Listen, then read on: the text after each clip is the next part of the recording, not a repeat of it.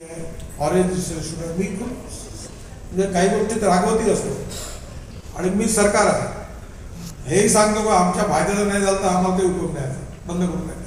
पण सगळ्या संस्थांमध्ये चांगलं काम करतात त्याचं इन्फॉर्मेशन आहे.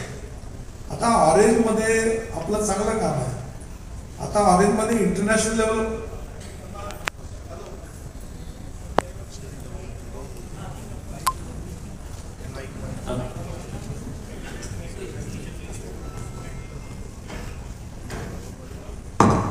आता एसओपी बनवायची आहे.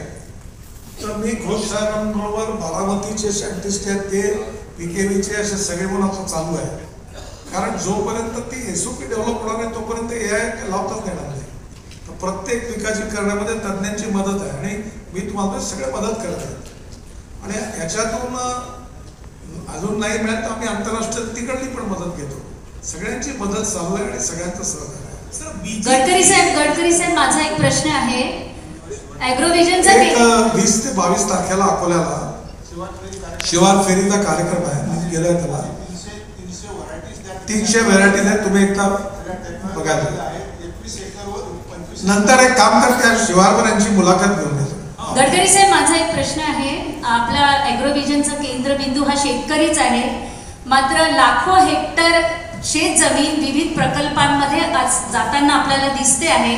तर असे जे बाधित शेतकरी आहेत त्या शेतकऱ्यांसाठी ॲग्रोव्हिजन काय विजन देणार? दुसरी प्रदर्शन संपल्यानंतर शेकडो टन कचरा मैदानात पडला राहतो. दरवेळेस NMC ट्रस्टची जबाबदारी नाही का? NMC जनतेच्या पैशातनं तो कचरा उचलते. आणि तिसरं लाख-दीड लाख रुपये घेऊन तुम्ही स्टॉल घेता तो स्टॉलचा पैसा हा ट्रस्टला मिळतो की आपल्या PDKVला काही उत्पन्न त्याच्यातून होतं? पहिली गोष्ट तुमचेच पूर्ण निरर्थक प्रश्न आहेत. पहिला असा की दरवर्षी ॲग्रोव्हिजन झाल्यावर कचरा आम्ही साफ करतो, कधी महापालिकेने केलेला नाही. दुसरी गोष्ट रस्त्याकरता शेती जाते तो प्रश्न वेगळा. आणि तिसरा ॲग्रोव्हिजन हे प्रॉफिट करता नाही आहे. ॲग्रोव्हिजनमध्ये दरवर्षी आम्ही सगळ्या गोष्टी सबसिडाईज पद्धतीने शेतकऱ्यांना देतो.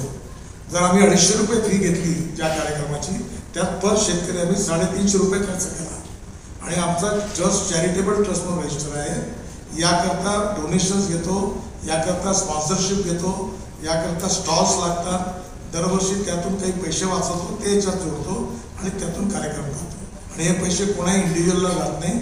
याचं ऑडिट होतं चार्टर अकाउंटंटकडनं आणि त्याचे सगळे हिशोब साफ आहेत. ते सगळ्यांना पाहायला मिळू शकतात. सर माझा एक प्रश्न आहे की कपाशीचं BG3 बियाणं येण्यासाठी सरकार दरबारी काही प्रयत्न होणार आहे का? मला असं वाटतं की जसं शेतकरी दुरुस्त व्हायला पाहिजे तसे पत्रकार पण दुरुस्त व्हायला. कोणत्या कार्यक्रमात किती महत्वाचे कोणता प्रश्न कसा विचारायचा याचा तुम्ही पण थोडंसं चांगला उपयोग केला तर फार आमच्यावर उपकार होतील. सर माझा एक प्रश्न आहे. माझा BG3 चा महत्वाचा प्रश्न आहे सर की विदर्भात बोंडअळी BG2 आता आपण वापरतो त्याच्यावर प्रचंड बोंडअळी येते, दरवर्षी नुकसान होतं आणि चोरट्या मार्गाने BG3चं बियाणं जे आहे ते विदर्भात विकलं जातं. तर BG3 नियमानुसार काय येऊ शकत नाही? हा गोष्ट अशी आहे बघा, महाराष्ट्र सरकार भारत सरकार हे वेगळे आहे. मी आज ॲग्रिकल्चर चॅरिटेबल ट्रस्टचा सीमित उद्देश समोर घेऊन ॲग्रोव्हिजनचा विषय घेऊन आहे.